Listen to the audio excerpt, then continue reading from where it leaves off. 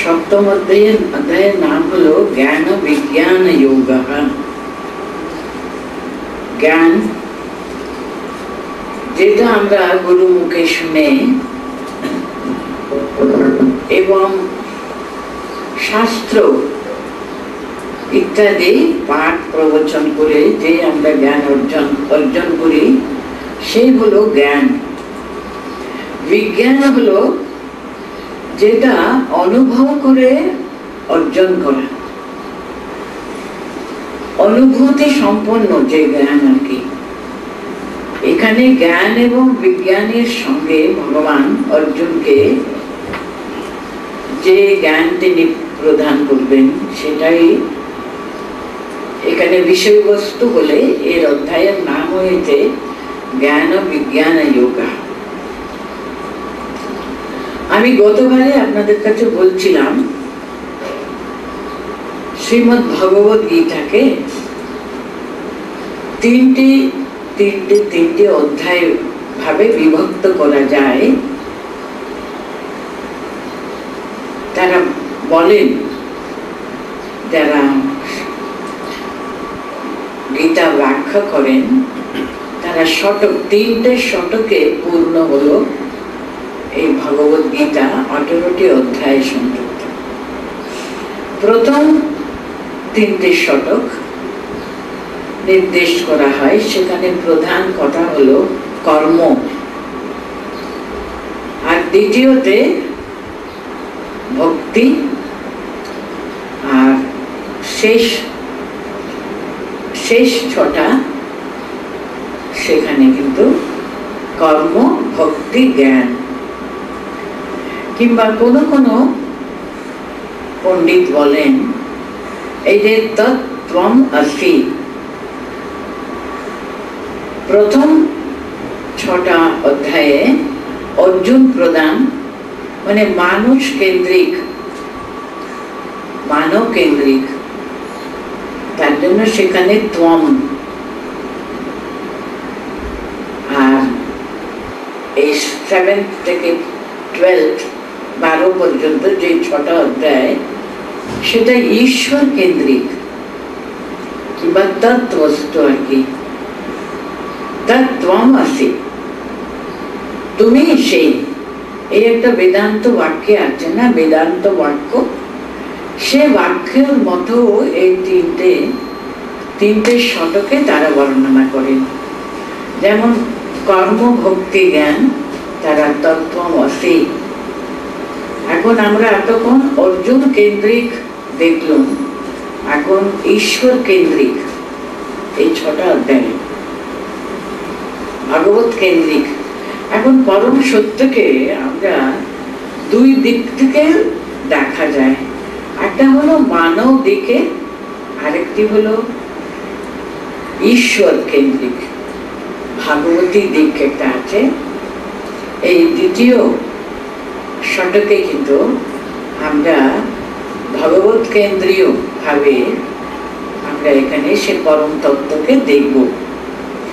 আপনারা সপ্তম অধ্যায় আরম্ভ করলে দেখতে পাবেন একটা যেন নতুন সুর,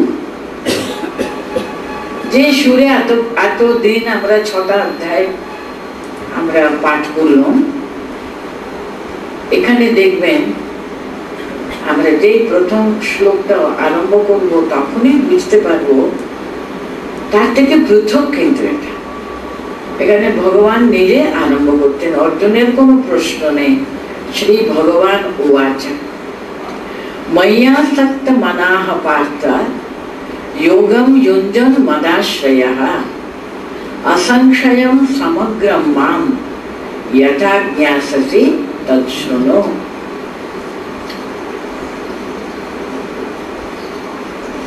মানে আমাকে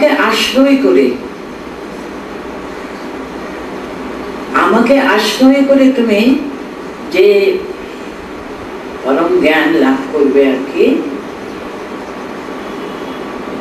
সেটা আমি তোমাকে বুঝাবো আর কি। আপনারা দেখবেন 6ষ্ঠ অধ্যায়ের শেষে যে শ্লোক আছে সেই শ্লোক শ্রদ্ধাবান ভজতে ইয়ো মাম समे युक्ततमो मताः यो मां श्रद्धावान् भजते यो मां यो श्रद्धावान् मां भजते। এই যে মাম, এই প্রথম কিন্তু ভগবান শ্রীকৃষ্ণ তিনি যে সে পরব্রহ্মের যে তিনি প্রতিনিধি, সে পুরুষোত্তমের তিনি কিন্তু সেই একেবারে প্রতিনিধি রূপে তিনি অর্জুনের সামনে রয়েছেন, সে যে ব্যক্ত করছেন সেই সূচনা কিন্তু আমরা ষষ্ঠ অধ্যায়ের শেষ শ্লোকেই তো পাচ্ছি। यो माम भजति युक्ततमा मताः বলে দিচ্ছে, মে মতাः আমি মনে করি সে কিন্তু সর্বশ্রেষ্ঠ। এই মাম কথাটা কিন্তু এই দেখবেন আরম্ভ হচ্ছে এখান থেকে, ময়্যাসক্ত মনাঃ পার্থ, হে পার্থ ময়ি আসক্ত মনাঃ মদ আশ্রয়ঃ যোগম युञ्जन्। যিনি আমাকে সম্পূর্ণভাবে মনটা তিনি সমর্পণ করেছেন, মদ আশ্রয়ঃ, আমাকে তিনি একমাত্র আশ্রয় স্বরূপ, আমাকে তিনি একমাত্র আশ্রয় তার জীবনের এইভাবে নিয়েছেন। असंशयं समग्रं मां यथा ज्ञास्यति तच्छृणु, সে মাম असंशयं यथा समग्रं ज्ञास्यति तच्छृणु, আমাকে কেমন ভাবে ওই সম্পূর্ণভাবে জানতে পারে, যে আমাকে আশ্রয় করে আমার উপর সম্পূর্ণভাবে নির্ভর করে সে আমাকে সদা সর্বদা ভজনা করে, সে কিভাবে আমাকে ও জানতে পারে, কিভাবে আমাকে সম্পূর্ণভাবে সে গ্রহণ করতে পারে। দেখুন সেই মানুষ সম্পূর্ণভাবে তিনি তাকে আশ্রয় করে আছেন, মানে সেখানে এতটুকু অহং বুদ্ধি কিন্তু আর নেই, নিজেকে সম্পূর্ণভাবে মুছে নিয়েছেন, সেখানে এতটুকু অহং বুদ্ধি আর নেই। যখন যেখানে অহং আর থাকে না সেখানে তো তিনি তো এসে বসলেন, নাহম নাহম তুমু তুমু, সেখানে সদা সর্বদা যেন তার প্রতিটি মুহূর্ত, তার প্রতিটি রক্তবিন্দুতে কিন্তু আর কোন রকমের অহং বুদ্ধি নেই, সে সম্পূর্ণভাবে ভগবানে শরণাগত। ভগবান আরম্ভ করছেন কিন্তু সপ্তম অধ্যায়ে, কিন্তু কত কি তিনি বলবেন এই অধ্যায়ে, যেটা কিন্তু অর্জুন জিজ্ঞাসা করেনি। কিন্তু আপনারা তো জানেন ভালো করে অর্জুন কি জিজ্ঞেস করেছিলেন, অথচ এখানে উনি তার সম্পূর্ণ জ্ঞান, দেখুন তার পরা প্রকৃতি, অপরা প্রকৃতি, প্রকৃতি এবং পুরুষ, সে জগতের সৃষ্টি তত্ত্ব থেকে আরম্ভ করে সমস্ত তিনি তত্ত্ব জ্ঞান, এই সপ্তম অধ্যায় জ্ঞান ও বিজ্ঞান বিশিষ্ট ভাবে তাকে জানা, সমস্ত কিছু কিন্তু তিনি অর্জুনকে বলে চলেছেন এই সপ্তম অধ্যায়ে। আপনাদের প্রশ্ন জাগতে পারে, অর্জুন কি জিজ্ঞেস করেছিলেন? অর্জুন তো কিছু জিজ্ঞেস করেনি। তো অর্জুনের প্রশ্ন সেই যে যুদ্ধ করবার জন্য তিনি এসেছিলেন, আর তার আত্মীয় স্বজন বন্ধু বান্ধবকে দেখে যুদ্ধ করতে আর তার ইচ্ছা করছে না। তার জন্য আমরা প্রথম 6টি অধ্যায়ে কেমন করে সুনিপুণ ভাবে যুদ্ধ করতে হয়, তিনি ক্ষত্রিয়, কর্ম কেমন ভাবে সুচারু ভাবে নির্বাহ করতে হবে ইত্যাদি ইত্যাদি তিনি সব তাকে বুঝাচ্ছিলেন। কিন্তু এখন বিরাট ভাবে সেই প্রকৃতির পিছনে যিনি রয়েছেন, সে পরম পুরুষ, তিনি তার কথা এত সবিস্তারে তিনি বিস্তারিত ভাবে বলতে আরম্ভ করলেন। কি প্রয়োজন ছিল? যে কোনো ব্যাপারে আপনারা দেখবেন, আমরা মানুষের যে কোনো সমস্যা সেটা যদি সমাধান করতে হয় না, আমরা আগে সেটা ভূমার দিক থেকে দেখতে হয়। তার জন্য আমাদের শাস্ত্রে দেখবেন ভূমা বৈ তৎকাম কিংবা ভূমা বৈ বিজিজ্ঞাসিতব্যম। ছোট অংশটা জানতে গেলে প্রথম সে কিসের দ্বারা সে পরিব্যাপ্ত হয়ে রয়েছে তাকেও ভালো করে জানতে হবে। আমরা তো কেবল একটা অংশ মাত্র, সে অংশের পূর্ণ তার স্বরূপটা যথাযথভাবে জানতে পারলে অংশের সমস্যা, অংশের সমস্ত স্বরূপ জানাটা অতি সহজ হবে।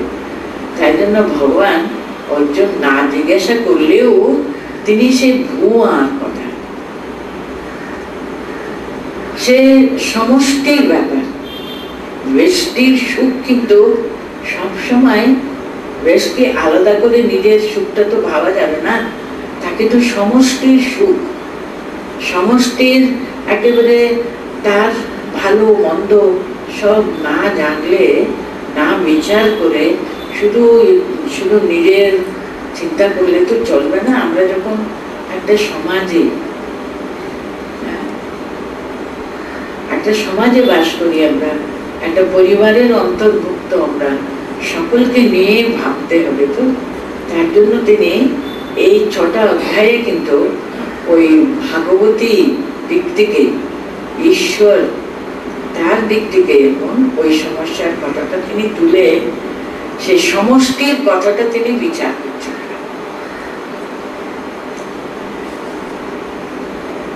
মানে যিনি, যে ভক্ত আর কি, কিংবা যে মানুষ ময়ি আসক্ত মনাহ মদ আশ্রয়ঃ যোগম ইয়ঞ্জন,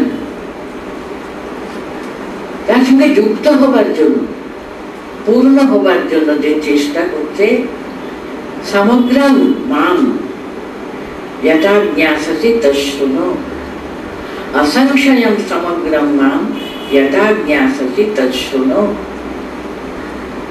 ও কেমন ভাবে আমাকে, কিভাবে ও জানতে পারে?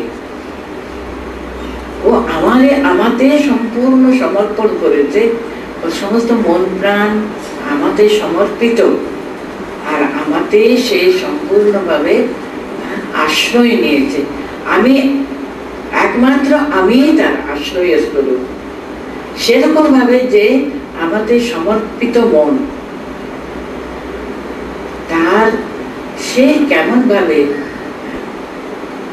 তার সমস্ত সমগ্র মান জ্ঞাসতি, ও আমাকে কেমন ভাবে জেনেছে, আমাকে কেমন ভাবে অনুভব করছে, আমাকে কেমন ভাবে সেই সদা সর্বদা বাস করছে, সে সব তোমাকে জানাচ্ছে। এটা হলো প্রথম শ্লোক। ময়্যাসক্ত মনাঃ পার্থ যোগম যুঞ্জন মদাশ্রয়ঃ অসংশয়ম সমগ্রং মাম যথা জ্ঞাসসি তৎশৃণু। জ্ঞানম তেহম সবিজ্ঞানমিদং বক্ষ্যামি অশেষতঃ यद् ज्ञात्वा नेह भूयो हि अन्यत् ज्ञातव्यम अवशिष्यते। কি সুন্দর করে দ্বিতীয় শ্লোকে ভগবান অর্জুনকে বুঝাচ্ছেন, আমি তোমাকে কি জ্ঞান দেব বলছেন। প্রথমে अहम ते सविज्ञानमिदं ज्ञानम, শুধু জ্ঞানম না, সবিজ্ঞানমিদম জ্ঞানম অশেষতঃ বক্ষ্যামি। এতটুকু বাকি রাখবো না, কিন্তু সম্পূর্ণভাবে তোমাকে জানাবো। কি তোমাকে জানাবো? জ্ঞানম সবিজ্ঞানমিদম।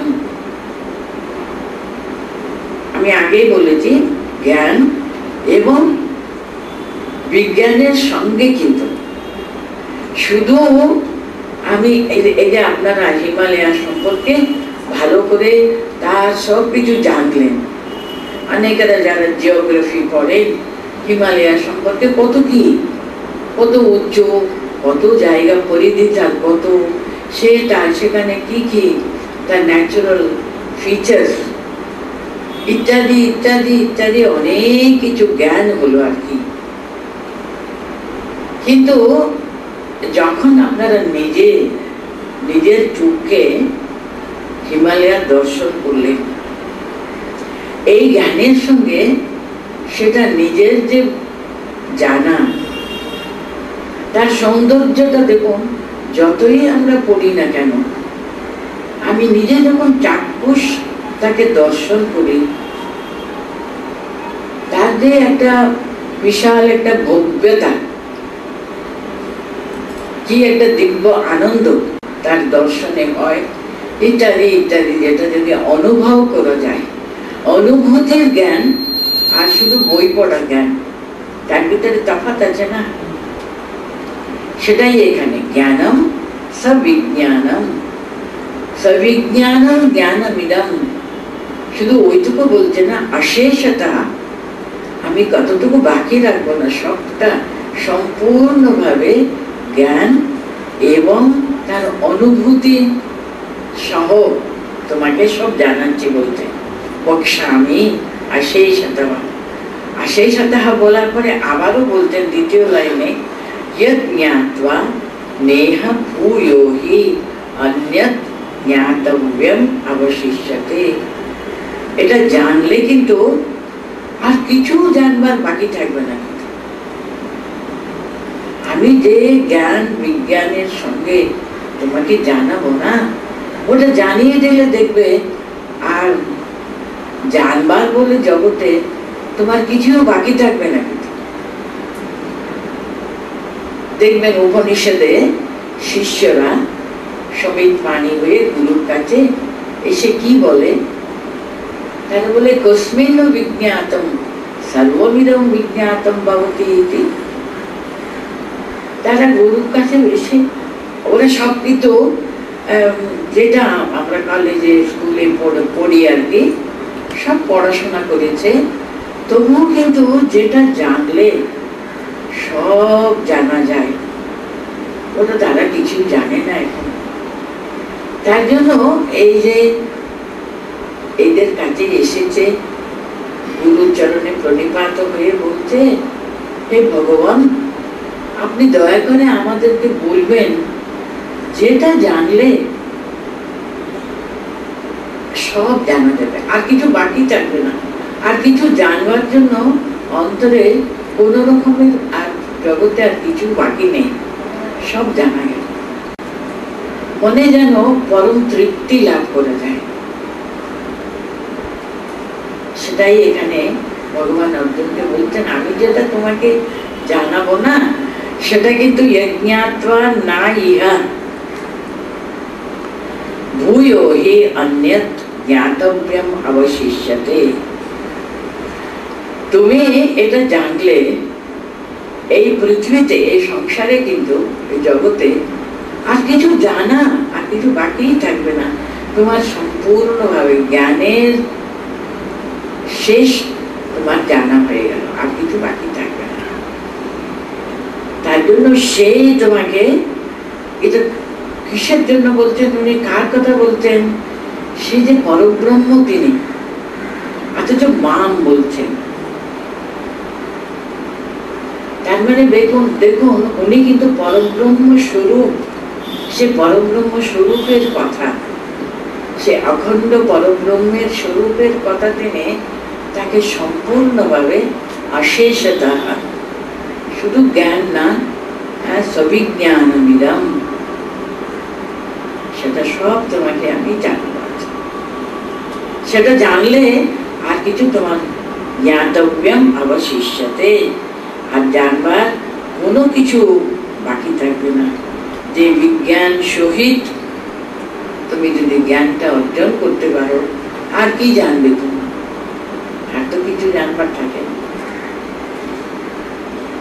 তৃতীয় শ্লোকটা হলে জ্ঞানম তে ইহম সবিজ্ঞানমিদম বক্ষ্যামি অশেষতঃ यद् ज्ञात्वा नेह भूयो हि अन्यत् ज्ञातव्यम् अवशिष्यते। मनुष्याणां सहस्रेषु कश्चिद् यतति सिद्धये यततामपि सिद्धानां कश्चिन् मां वेत्ति तत्त्वतः। কি বলতেন তৃতীয় শ্লোকে? সহস্র সহস্র মানুষের মধ্যে কে একজন না দুজন সে পরব্রহ্ম স্বরূপে জানবার যে প্রচেষ্টা সবাই কি করে বলুন? কি করে সবাই সেটা করতে পারে বা বলুন না? কেন সহস্র সহস্র মানুষের মধ্যে একজন না দুজন চেষ্টা করে? কারণ দেখবেন জগতে যেটা আমি দেখতে পাচ্ছি না, যেটা আমি স্পর্শ করতে পারছি না, আমার ইন্দ্রিয় গোচর নয়, ইন্দ্রিয় গ্রাহ্যই নয়, তার পিছনে কেন ছুটবে বলুন তো? ওটা কি আছে না শুধু শুধু আমরা একেবারে হাওয়ার পিছনে কেন ছুটতে যাব? হাওয়াকে আমরা বেঁধে রাখতে পারবো? হাওয়াকে আমরা ছুঁয়ে ধরে রাখতে পারবো কি? তাও পারবো না। তার পিছনে কেন মানুষ যাবে? যেটা তারা ইন্দ্রিয় গ্রাহ্য দ্বারা দেখতে পাবে, শুনতে পাবে, ধরতে পারবে, তাদের আয়ত্ততে রাখতে পারবে, সেসব জিনিস নিয়ে তো তাদের জীবন। সে কোথায় কিছু তার কোনো জানাশোনা নেই, কিছু না, তার পিছনে কজন ছুটতে থাকে, কজনই বা তার প্রতি আকৃষ্ট হন। তাই জন্য বলতেন এই যে ভগবত তত্ত্ব জানবার জন্য সহস্র সহস্র মানুষের মধ্যে, আমি প্রচার করলে অতি সহজ সংশোধক, সহস্রেষু মনুষ্যানাম কশ্চিৎ সিদ্ধয়ে যততি। হাজার হাজার মানুষের মধ্যে সে দুই একজনা, সে পরম তার নিজের স্বস্বরূপ। দেখুন আমাদের চোখের সামনে আমরা রোজ দেখি মানুষ জন্মায়, সেই সব হয়, ষড়বিকার, তারপরে একদিন তার শেষ হয়ে গেল। সেটা কি মানুষের শেষ নাকি আরো কিছু থাকে? তাহলে কিছুও যদি না থাকে তার জন্য এত পরিশ্রম, এত দৌড়াদৌড়ি কিসের জন্য? যদি কিছু সত্যি সত্যি থাকে তাহলে সেটা কি আছে? কি এত দুঃখ ভোগ করে? সে দুঃখের কারণটাই বা কি কারণে? আমরা তো এই জন্মে তো কিছু দেখছি না, কারণটা কি? সে তো কোনো অন্যায় করেনি, এত শুধু শুধু দুঃখ পাচ্ছে কিসের জন্য? যদি ভগবান যদি এত করুণাময়, তাহলে ওর করুণাময়ের জগতে এত দুঃখ কষ্ট কেন? কত কি প্রশ্ন সাধারণ মানুষের মনে উঠবে না বলুন? সেসব মূল চিন্তা আবিষ্কার করবার জন্য কজন জীবনকে একেবারে সম্পূর্ণভাবে তার জন্য সে বিনিয়োগ করতে পারে কি? সে সব বিচার করে কত মানুষ কত কি চেষ্টা করেছে, কিছু জানা যাবে না বাবা। শুধু শুধু যেটা আমরা পারবো না তার পিছনে ঘুরে ঘুরে কি লাভ? তার জন্য যেটা আমাদের হাতের মধ্যে আছে সে ভোগ করবার জন্য সবাই ব্যস্ত হয়। তার জন্য এখানে বলতেন সহস্র সহস্র মানুষের মধ্যে সেই যত্ন করাটা আর কি, অন্তত প্রচেষ্টা করে দুই একজনা সে পরম সত্যকে জানবার জন্য, পরম সত্যের পিছনে নিজের জীবনটাকে কিন্তু একেবারে সম্পূর্ণভাবে দান করবার জন্য, তার পিছনে ছুটবার জন্য, উৎসর্গ করবার জন্য দুই একজনা তার পিছনে ছুটে। যততামপি সিদ্ধানাম কশ্চিন মাম বেত্তি তত্ত্বতঃ। যারা চেষ্টাও করে, সে দুই একজনা যারা চেষ্টা করে, তারা শেষ পর্যন্ত কি তারা ঠিক ঠিক তার লক্ষ্যটা পৌঁছবেই বা কজন। কারণ দেখুন, যেমন শাস্ত্র বলে, এই একেবারে এমন একটা ভীষণ দুর্গম পথ, কিন্তু তাই না? শাস্ত্র বলে ক্ষুরস্তে ধারা নিহিতা দূরত্যয়া। এই যে পথটা কিন্তু ভীষণ দুষ্কর পথ, সবাই এগুতেই পারে না। আরো কত রকমের অলিগলি আছে, মানুষ একটু সিদ্ধাই হলো না কি হলো তাতে মেটে যায়। সেটা যথার্থভাবে ঠিক ঠিকভাবে সেই লক্ষ্যটা পৌঁছবে তারাই বা কজন। উনি দ্বিতীয় লাইনে বলছেন, যারাদের চেষ্টা করছে সেই দু একজনা, সেরকম সহস্র সহস্র মানুষের মধ্যে কিন্তু এতদামপি সিদ্ধানাম কশ্চিন মাম বেত্তি তত্ত্বতঃ বেত্তি তত্ত্বতঃ। সেটা ভীষণ দুর্গম পথ, সেটা বলবার জন্য উনি বুঝাচ্ছেন, যারা চেষ্টা করছেন তাদেরও মধ্যে দু একজনা আমাকে যথার্থভাবে ঠিক ঠিক ভাবে যে তারা আমাকে জানতে পারবে, তারা কজন? তারাও কিন্তু দু একজনা মাত্র।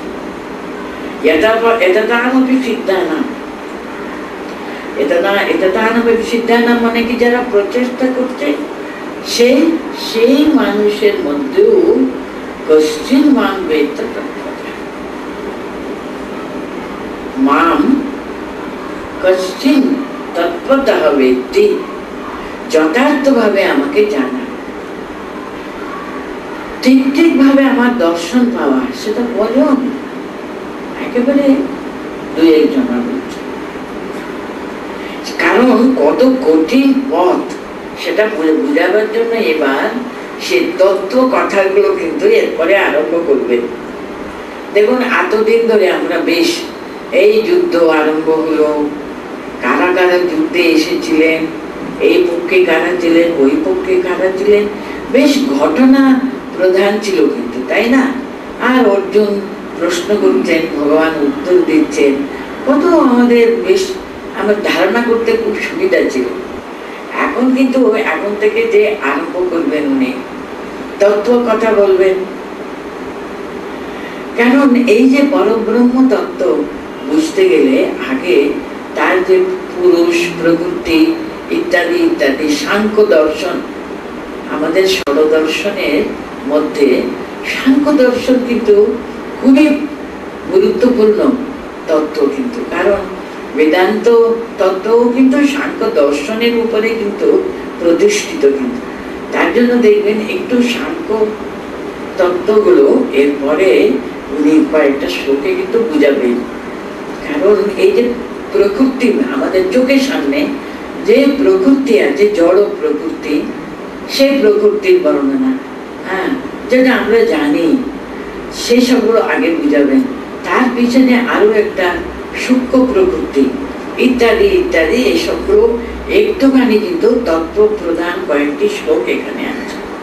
যেমন এরপরে শ্লোক পড়ছি আমি, তাহলে তৃতীয় শ্লোকে আমরা কি পড়লো? মনুষ্যানাং সহস্রেষু কশ্চিৎ যততি সিদ্ধয়ে যততামপি সিদ্ধানাং কশ্চিৎ মাম বেত্তি তত্ত্বতঃ। ভূমিরাপো অনলো বায়ু খম মনো বুদ্ধিরেব চ অহংকার ইতি ইয়ন্মে ভিন্না প্রকৃতিরাষ্টদা। ভূমি পঞ্চমহাভূত বলে যেটা বলা হয়, এই যে দেখুন আমাদের শরীর তৈরি হয়েছে কিন্তু পঞ্চমহাভূতের দ্বারা। সেগুলো কি কি এখানে বলছেন?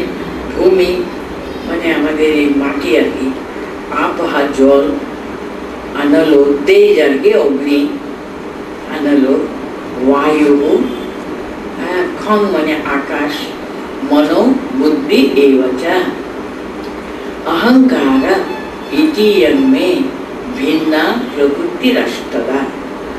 অষ্ট এইট ফোল্ড প্রকৃতি আর কি, জড় প্রকৃতি, দ্য নেচার, দ্য ম্যাটার। ইংলিশে দুটো কথা বলে, ম্যাটার অ্যান্ড স্পিরিট। একটা হলো জড় প্রকৃতি, আরেকটা হলো চৈতন্য। জড় এবং চৈতন্য দুটো একসঙ্গে মিশে তো এইসব জীব জন্তু সব সৃষ্টি হয়েছে। তো আগে জড় প্রকৃতি উনি বর্ণনা করে প্রথম বললেন, অষ্টভাগে আর কি আমার এই সৃষ্টি তত্ত্বটা, বাইরে জড় প্রকৃতিকে তিনি প্রথম বর্ণনা করছেন। ভূমি, আমাদের শরীরে দেখবেন যখন শরীরটা তৈরি হয়েছে, কিন্তু এখানে মাটির কিছু অংশ আছে, কি প্রপোর্শনে সবগুলো মিশানো হয়েছে তাও কিন্তু আমাদের এই সাংখ্য ফিলসফিতে ওরা কোনটা কত প্রপোর্শন সবকিছু কিন্তু ওদের মেজারমেন্ট আছে। ভূমি আছে, আপহ জল আর তেজ আর বায়ু, তারপরে আকাশ, তার সঙ্গে আছে মন, বুদ্ধি, এই বাচা বুদ্ধি, তারপরে অহংকার। এইভাবে কিন্তু আমার এই জড় প্রকৃতি 8টা ভাগে কিন্তু বিভক্ত।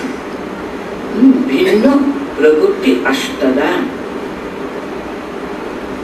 এই যে প্রকৃতি উনি বর্ণনা করলেন, আমরা যা দেখতে পাচ্ছি চোখের সামনে, ভূমি, আপ, আনল, তেজ ইত্যাদি ইত্যাদি সবই তো আমরা চোখের সামনে দেখতে পাচ্ছি, অনুভব করছি। আমার মনে যে মন আছে, বুদ্ধি আছে, অহংকার আছে, সবগুলো কিন্তু একটা থেকে আরেকটা সূক্ষ্ম থেকে সূক্ষ্মতর, কিন্তু এই সবগুলো মিলে কিন্তু এই জড় প্রকৃতি আর কি অষ্টাঙ্গী ভাগে বিভক্ত এই আমাদের জড় প্রকৃতি। अपरेय मितिस्तन्यां प्रकृति विद्धि में पराम जीवभृतां जीवभूतां महाबाहो ययेदं धार्यते जगत। এখন ভগবান বলছেন, শ্রীকৃষ্ণ বলছেন অর্জুনকে, এটা হলো অপরা প্রকৃতি, যেটা আমরা পড়লাম আর কি, ভূমি, আপ, অনল ইত্যাদি ইত্যাদি হলো, এটাকে বলা হয় অপরা প্রকৃতি।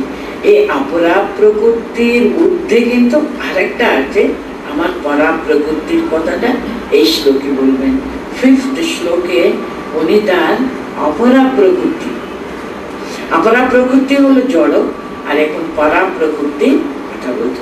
অপরেয় মিতস্তন্যাম প্রকৃতি বৃদ্ধি মে পরা। এই যে তুমি অপরা প্রকৃতির কথা শুনলে, হ্যাঁ, আমাদের এই অপরা প্রকৃতির কথা, ইয়ম অপরা প্রকৃতি অন্যাম প্রকৃতি বৃদ্ধি মে পরা, এর চেয়ে কিন্তু আলাদা করে আমার পরা প্রকৃতি আছে। এর থেকে মানে চৈতন্য রূপী, প্রত্যেকটির ভিতরে জীব চৈতন্য আছে না। এটাই দেখবেন গীতায় 13 অধ্যায় আর কি, 13 অধ্যায়ে এই যে একটা হলো ক্ষেত্রজ্ঞ, এরকম করে আরো অনেক বিস্তারিত ভাবে কিন্তু এই শুধু প্রকৃতির কথাই কিন্তু জড়, ম্যাটার এন্ড স্পিরিট, জড় প্রকৃতি, তার মধ্যে যে প্রত্যেকটি জীবে জীবে তিনি অধিষ্ঠান করে আছেন, সেটাই হলো তার চৈতন্য স্বরূপ, জীব চৈতন্য আর কি, তার কথা আরো বিস্তারিত ভাবে সেখানে আছে। এখানে তিনি সংক্ষিপ্ত ভাবে এই পরা এবং অপরা, এখন অপরা প্রকৃতির কথাটা হলো ভূমির আপ অনল, এরপরে বলছেন অপরেয় মিতস্তন্যাম ইয়ম অপরাম অন্যাম। হ্যাঁ, এই চেয়ে কিন্তু অন্য আরেকটা প্রকৃতি বৃদ্ধি মেয়ে পরাম, তুমি জানবে এর ঊর্ধ্বে কিন্তু আরেকটা আমার প্রকৃতি আছে, তার নাম হলো পরাম, সেটা হলো পরা প্রকৃতি। জীবভূতাম মহাবাহো ययेदं धार्यते जगत। সে অপরা পরা প্রকৃতির কথাটা বলছেন, জীবভূতাম ययेदं जीवभूत, हे महाबाहो जीवभूतां ययेदं धार्यते जगत, যার দ্বারা কিন্তু এই যে সমস্ত জগৎকে ধরে আছে সত্য ভাবে ধরে আছে, সেটা হলো অন্তরে তিনি আত্মারূপী, জীবাত্মারূপী যে চৈতন্য রূপে বাস করে। দেখুন, এই যে অপরা প্রকৃতি হলো ক্ষেত্র, আর ক্ষেত্রজ্ঞ কিন্তু পরা প্রকৃতি। ক্ষেত্রজ্ঞ কিন্তু এই যে অপরা প্রকৃতিকে ধরে আছেন, তাই না বলো? যতক্ষণ সেই ক্ষেত্রজ্ঞ এখানে বাস করেন, ক্ষেত্রজ্ঞ যখন সবকিছু পরিচালনা করেন, ততক্ষণে কিন্তু এই যে অপরা, এই জড় প্রকৃতি কিন্তু এই চলছে, হাসছে, কথা বলতে, সবকিছু করতে, কত রকমের কথা কাজকর্মগুলো করতে থাকে। অপরা প্লাস কিন্তু পরার সঙ্গে সংযুক্ত হয়ে, তার জন্য কিন্তু এই জড় আর তার সঙ্গে চৈতন্য রূপী তিনি হলেন পরা প্রকৃতি। অপরা প্রকৃতি, পরা প্রকৃতি, এটা ভালো করে জেনে নিতে হবে। সেটাই উনি এখানে আমাদের বুঝাচ্ছেন আর কি। অপরেয়া মিতস্তন্যা, অপরা এই যে কিন্তু অন্য একটা আরেকটা আমার প্রকৃতি, বিদ্ধি মে পরাম, তাকে তুমি জানবে পরা প্রকৃতি হিসেবে জানবে। সেই জীবভূতাং মহাবাহো, হে মহাবাহো, প্রত্যেকটি জীবের অন্তর্নিহিত ইদম ধার্যতে জগৎ, সেই যে অন্তর্নিহিত সেই চৈতন্য স্বরূপ, তিনিই কিন্তু এই সমস্ত জগৎকে তিনি ধারণ করে রয়েছেন। যে চৈতন্য রূপী তিনিই কিন্তু ধার্যতে জগৎ, তিনি ধরে আছেন। পরা প্রকৃতি কিন্তু সমস্ত জগৎকে, এই জড় জগৎকে আর কি, জড় প্রকৃতিকে ধরে আছে। এখানে বলতে চাইছেন উনি, আমার একদিকে পরা প্রকৃতি আছে, আরেকদিকে অপরা প্রকৃতি আছে, আমারই কিন্তু। এরপরে শ্লোকে বলবেন, এতদ যোনিনি ভূতানি সর্বাণি তুপধারয়া অহম কৃষ্ণস্তে জগতঃ প্রভবঃ প্রলয়স্তথা। তার নিজের সমস্ত প্রকৃতি, তার নিজের সমস্ত গুণ তিনি কে আমাদের চিনিয়ে দিচ্ছেন। দেখুন এখানে অর্জুন এতদিন ধরে তার বন্ধু হিসেবে শ্রীকৃষ্ণকে জেনেছিলেন, তাই না? সে ভগবান কৃষ্ণের যে তার স্বরূপ কতটুকুই বা জানতেন, কিন্তু ভগবানের কি করুণা দেখুন, তিনি নিজের মুখে তাকে সব বুঝিয়ে দিতেন। কতটুকু অর্জুন বুঝলো, আমরাই বা দেখুন কথা বলতে যখন পাঠ করি, ভগবান নিজের মুখে বলছেন। ঠাকুর কত জায়গাতে বলছেন, দেখো তোমরা সবাই আমার খুব অন্তরঙ্গ ভক্ত আছো বলে বলছে, ভিতর থেকে কিন্তু বাইরে এলো, বললো আমি যুগে যুগে অবতার, সে সচ্চিদানন্দ স্বরূপ তিনি।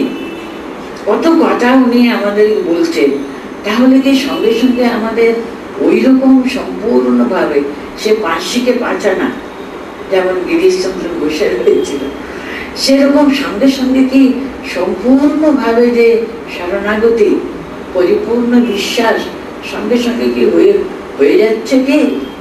ঠিক তেমনি দেখুন এখানে ভগবান তার নিজস্ব কথা নিজ মুখে আমাদেরকে বলে দিচ্ছেন।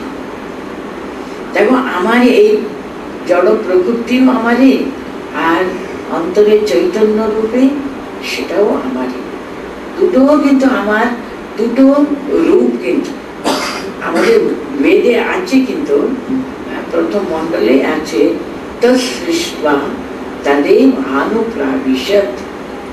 ভগবান জগৎকে সৃষ্টি করলেন, সৃষ্টি করে তিনি অনুকণা সবকিছুর ভিতরে তার ভিতরে তিনি প্রবেশ করে নিলেন নিজেকে সম্পূর্ণভাবে। সে তার ষষ্ঠ এই সৃষ্টির ভিতরে তিনি অনুপ্রবেশ করলেন। তার মানে তিনি সমস্ত কিছুর ভিতরে ওতপ্রোতভাবে তিনি রয়েছেন। এটা সর্বদা সদা সর্বদা অনুভব করা। আমি জানলাম শাস্ত্র পড়ে, তৎসৃষ্টা তদেব আনুপ্রাবিশৎ, এটা আমরা পড়লাম বেদে। হ্যাঁ, জগৎ সৃষ্টি হলো, সৃষ্টিকর্তা কিন্তু জগতের অনুকণার ভিতরে তিনি প্রবেশ করলেন। সমস্ত তার ষষ্ঠ জগতে তিনি প্রবেশ করে দিলেন। তার ভিতরে তিনি তদাকারিত ভাবে একেবারে মিশে গেলেন, তিনি জানলো। কিন্তু সেটা কি প্রতি মুহূর্ত আমার অনুভূতি হয়, আমি অনুভব করি? যাহা যাহা নেত্র পড়ে তাহা তাহায় ব্রহ্মস্ফুরে কি হচ্ছে বলতো? অথচ সেটা ডিফিকাল্ট। তিনি নিজে দাঁড়িয়ে বলছেন, তবু কি অর্জুনের জ্ঞান পরিপূর্ণভাবে হয়ে গেল তা কিন্তু বলা যায় না। কিন্তু ঠিক তেমনি মানুষ তার কৃপা ভিন্ন, কিন্তু তাকে সম্পূর্ণভাবে অনুভব করা প্রত্যেকটি মুহূর্তে আর কি। তিনি তার কত দয়া, কিন্তু দেখুন, আমি তোমাকে জ্ঞানম সবিজ্ঞানমিদম অশেষম পরিবীক্ষামি। উনি জিজ্ঞাসা করেনি, অর্জুন তো জিজ্ঞেস করেনি, তবুও তিনি বলতেন আমি তোমাকে জাগতিক যা সমস্ত জ্ঞান আছে না, তার সঙ্গে কিন্তু সবিজ্ঞানমিদম, বিজ্ঞান সহিত তোমাকে জ্ঞানের কথা আমি বলছি, ভালো করে জেনো, জানবার চেষ্টা করো বলে যাচ্ছে। তাহলে কি হলো? ফিফথ শ্লোকে কি হলো? অপরেয় মিতস্তজ্ঞান প্রকৃতির বৃদ্ধি মেয়ে করা। এই যে তুমি অপরা প্রকৃতির কথাটা শুনলে না, তার চেয়ে কিন্তু আরেকটা প্রকৃতি আছে, আমারই প্রকৃতি, সেটা হলো পরা প্রকৃতি। সেটা কি? জীবভূতাং মহাবাহো ইয়েদং ধার্যতে জগৎ। সে জীবের অন্তরে প্রবেশ করে চৈতন্য রূপে তাকে ধরে আছেন, সেটাও কিন্তু আমি। সেই প্রকৃতি হলো আমার পরা প্রকৃতি। এরপরে শ্লোক 6, এতদ যোনিনি ভূতানি সর্বাণি তুপধারয়া अहम कृष्णस्य जगतः प्रभवः प्रलयस्तथा। सर्वाणि भूतानि एतद् योनिनि इति उपधारया। তুমি জানবে কি, জগতে যত সমস্ত ষষ্ঠ জীব জন্তু আছে আর কি, সর্বাণি উপধারয়া अहम कृष्णस्ते जगतः, समस्त जगते कृष्णस्ते जगतः अहम प्रभवः प्रलयस्तथा। আমি এই সমস্ত জগৎ প্রপঞ্চ, এই ব্রহ্মাণ্ডের কিন্তু প্রভবः প্রলয়স্তথা, আমি উৎপত্তির স্থান, আমার দ্বারাই সব সৃষ্টি হচ্ছে, আর শেষে আমাদের লয় হয়ে যাচ্ছে। আমি সব বার করছি, আবার আমারই ভিতরে সেটা আবার আমি সেটা সংহরণ করে নিচ্ছি। সবকিছুকে আমি ধরে আছি, কিন্তু আমি সমস্ত জগতের উৎপত্তি এবং প্রলয়ের কারণ, কিন্তু মূল একেবারে উৎপত্তি স্থান আমি। मत्तः परतरं नान्यत् किञ्चिदस्तीति धनञ्जय मयि सर्वमिदं प्रोतं सूत्रे मणिगणा इव। কত বড় একটা গীতার সর্বশ্রেষ্ঠ শ্লোক এটা দেখুন। ভগবান নিজের স্বরূপ আমাদেরকে বুঝাচ্ছেন এখানে। কি বলছেন এখানে? আমি 7th শ্লোকটা বলছি। मत्तः परतरं नान्यत् किंचिदस्ति धनंजय। हे धनंजय, मत्तः परतरं किंचित नान्यत् अस्ति। हे धनंजय, আমার চেয়ে শ্রেষ্ঠ, আমার চেয়েও শ্রেষ্ঠ কোনো পরমার্থ তত্ত্ব কিন্তু কিঞ্চিত অস্তি, নান্যত কিঞ্চিত অস্তি, এতটুকু নেই কিন্তু জগৎ। আমাকে জানলে সব কিছু জানা যাবে। কারণ আমার কাছ থেকে সমস্ত জগতের উৎপত্তি হয়েছে, আমার কাছে আমার আশ্রয়ে সবকিছু রয়েছে, শেষে আমার ভিতরে সব কিন্তু প্রবেশ করবে। তার জন্য আমাকে জানলে তোমার সব জানা হয়ে যাবে। যেমন ঠাকুর বলতেন, যদি একজনের একটা তোমার মালিক যিনি খুব বড় যিনি, তার কি কি আছে আমরা শুনছি, ওনার এই সমস্ত বাগান এত পেয়েছে, ওনাকে আরো কত কত বাগান ওর আছে, হ্যানা আছে, টানা আছে। আচ্ছা, তাকে তুমি জানতে পারলে, তার কাছে যেতে পারলে, তার সঙ্গে যদি আলাপ করতে পারলে, তাকে জিজ্ঞেস করো না, উনি সব বলে দেবেন। তুমি বসে বসে ওকে তাকে তাকে তাকে জিজ্ঞেস করে এত হাইরান করবার কি দরকার তোমার? তাকে জানো, তার কাছে যাবার চেষ্টা করো, তার সঙ্গে আলাপ করবার চেষ্টা করো, তিনি তোমাকে সব বলে দেবেন, যা যা জানতে চাও সব বলে দেবেন। তাই এখানে তিনি নিজে থেকে বলে দিচ্ছেন ভগবান অর্জুনের কাছে, অর্জুনকে নিমিত্ত করে কিন্তু আমাদের কাছে সব বলে দিচ্ছে। কি বলতেন? হে ধনঞ্জয়, মত্তঃ পরতরম নান্যৎ কিঞ্চিদস্তি, এই ত্রিভুবনে আমার চেয়ে আরো শ্রেষ্ঠ কিছুই নেই, কোনো কিছুই নেই, কেউ হতে পারে না। আপনাদের মনে আছে নাকি আমি জানি না, ভগবান শ্রীকৃষ্ণের জন্ম যখন দেবকী আর বসুদেব স্তোত্র করছেন না, দেবকী নাকি প্রার্থনা করেছিলেন ভগবানের কাছে, তোমার মতো আমার একটা সন্তানকে আমি পেতে চাই, তোমার মতো, কিন্তু তোমারই মতো সমস্ত ব্যাপারে সর্বগুণ সম্পন্ন যেমন তুমি, তোমার মতো আমার আরেকজন চাই। শেষে যখন ভগবান জন্মালেন শ্রীকৃষ্ণ রূপে না, তখন ও তো অত ভয় পেয়ে কত কি বলতে, দেবকী তখন তো কংসে কারাগারে আবদ্ধ হয়ে আছেন, তো তখন বলছি তোমার এই রূপটা তুমি সংকরণ করো বাবু, এ কি হলো, তুমি কেন চতুর্ভুজ মূর্তি শ্রীমন নারায়ণের মূর্তিতে কেন আমাকে দেখা দিয়েছ? এখনই কংসের এইসব ওরা দেখে নেবে, তারা গিয়ে খবর দেবে, কত কি হয়ে যাবে, তুমি তাড়াতাড়ি সংহরণ করে এলো বলে খুব ভয় পেয়েছে। মা তো মাতৃ হৃদয় ভয়ে কাতর হচ্ছে। তখন উনি বলতেন, তুমি এত ঘাবড়াচ্ছ কেন, তুমি তো চেয়েছিলে আমাকে। উনি শ্রীমন নারায়ণের কত বড় ভক্ত ছিলেন, দুজন আর কি।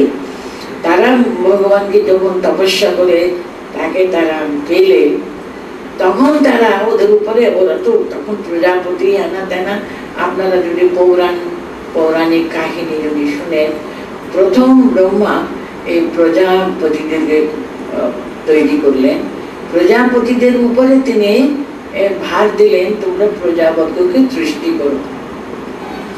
তার জন্য তিনি বলেছিলেন, আগে আপনি আমার পুত্র সন্তান রূপে আসুন, আপনাকে পাবো আমরা, তারপরে আপনি যে কাজ দিয়েছেন সৃষ্টি পরে হবে।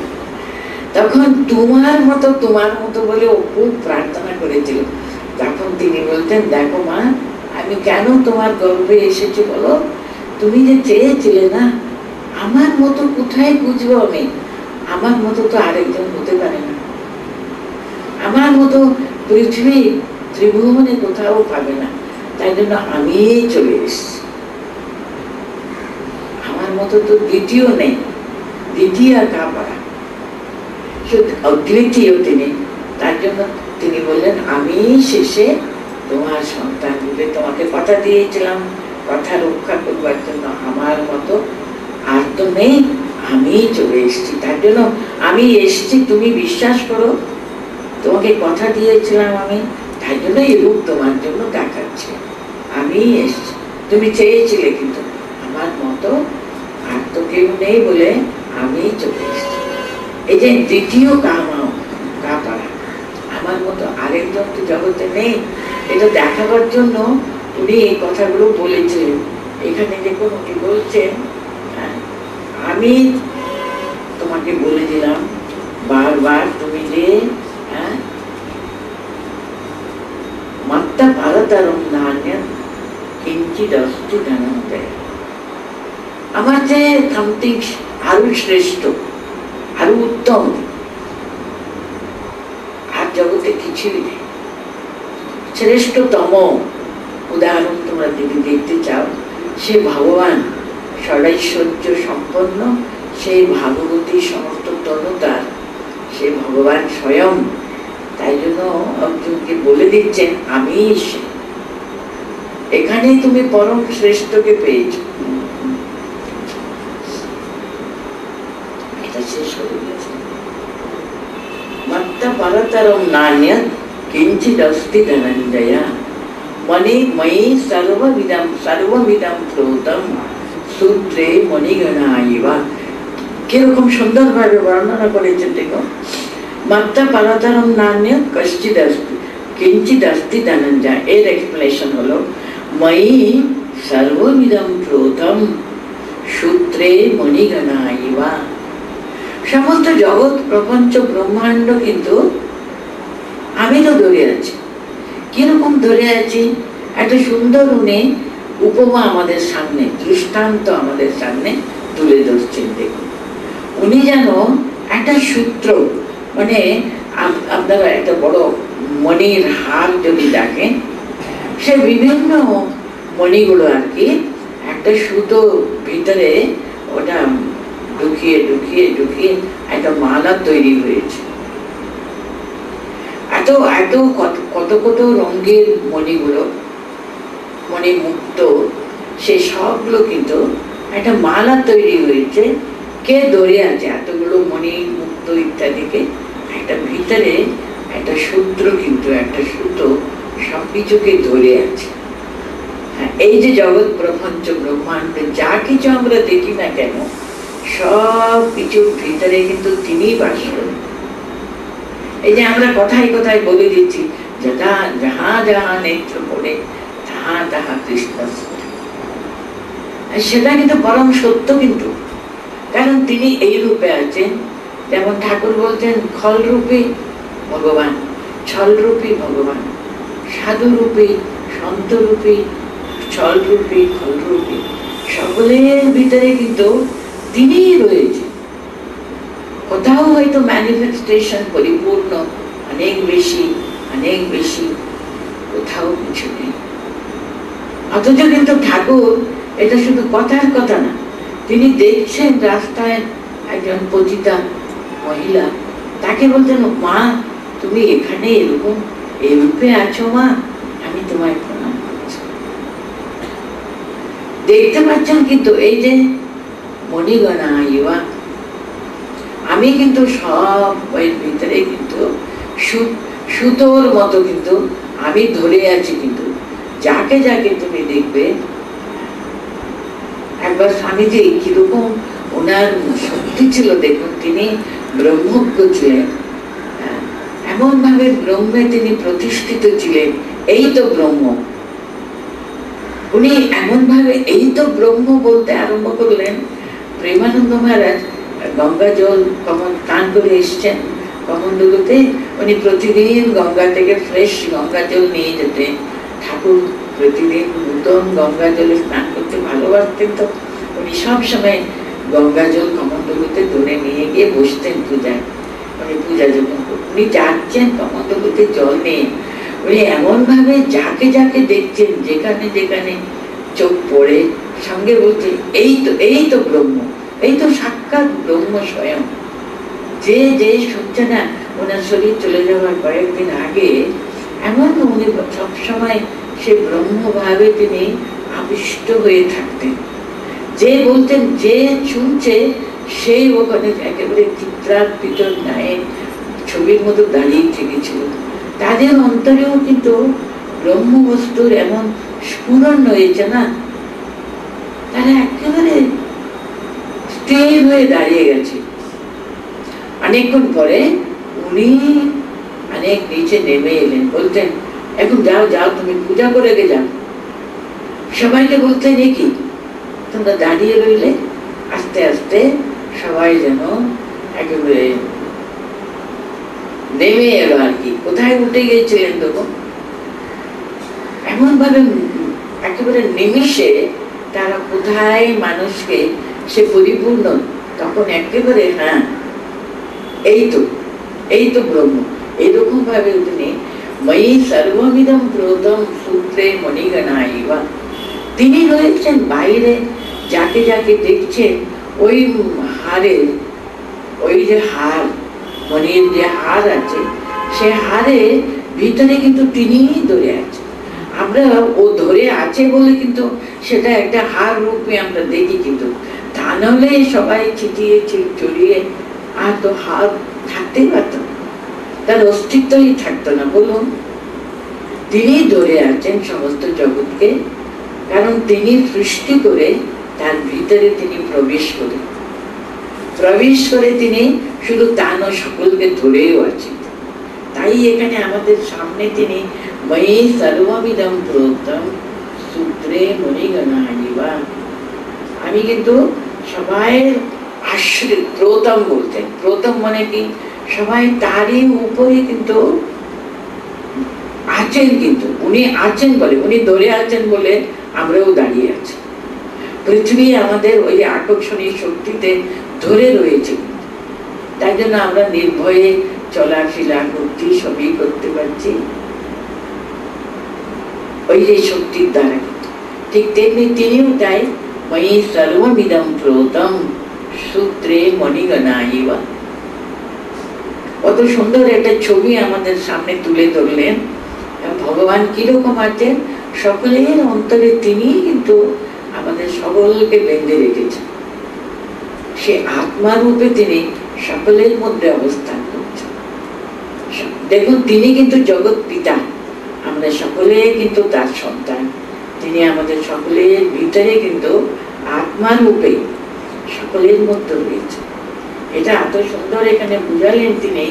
মাত্তাহ পরতরম নান্যৎ কিঞ্চিদস্তি ধনঞ্জয়া, তিনি অন্তরাত্মা রূপে সকলের অন্তরে রয়েছেন। তিনি কিন্তু সদা সর্বদা, সে দেখুন ওর চোখে নাকি সেটা এটাও পড়ে না, কিন্তু সর্বদা তিনি নির্নিমেষা অনিমেষ নয়নে তিনি সকলকে তাকিয়ে রয়েছে। আমরাই কিন্তু তার দিকে না তাকিয়ে জগতে কিসব অ্যাট্রাকশন, কিসব আকর্ষণে আমরা মোহিত হয়ে অন্য কত কি নিয়ে আমরা ব্যস্ত থাকি, অথচ তিনি কিন্তু সদা সর্বদা সকলের অন্তরে একেবারে আমাদের দিকে তাকিয়ে আছেন। কখন আমরা এসব বহির আকর্ষণ থেকে মুক্ত হয়ে তার দিকে একটু তাকাবার সময় পাব?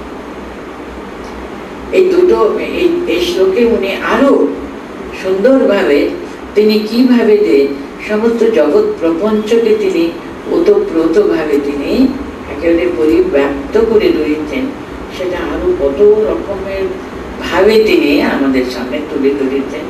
আজকে এই পর্যন্ত থাক, আমি একবার শ্লোকগুলো পড়ে নিই। ময়া সপ্ত মনাঃ পার্থ যোগম युञ्जन् मदाश्रयः असंशयं समग्रं मां यथा ज्ञास्यते तच्छृणु। ज्ञानं तेहं सविज्ञानमिदं वक्ष्यामि अशेषतः यत् ज्ञात्वा नेह भूयो अन्यत् ज्ञातव्यम् अवशिष्यते। मनुष्याणां सहस्रेषु कश्चित् यतति सिद्धये यततामपि सिद्धानां कश्चिन् मां वेत्ति तत्त्वतः। भूमिरापो अनलो वायुः कं मनो बुद्धिरेव च अहंकार इति यन्मे भिन्ना प्रकृतिरष्टधा।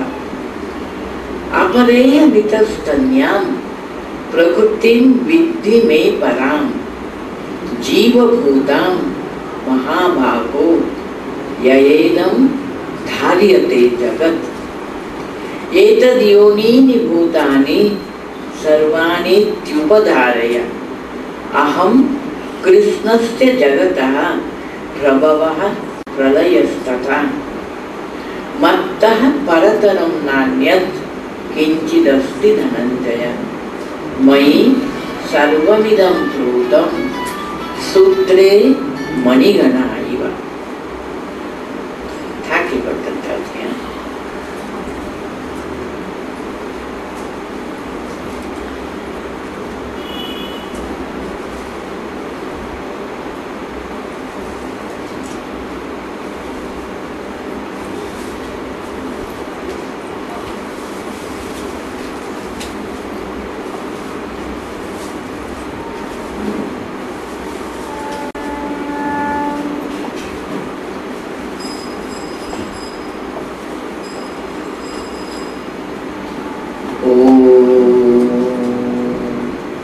स्थापकाय च धर्मस्य सर्वधर्मस्वरूपिणे अवतार वरिष्ठाय राम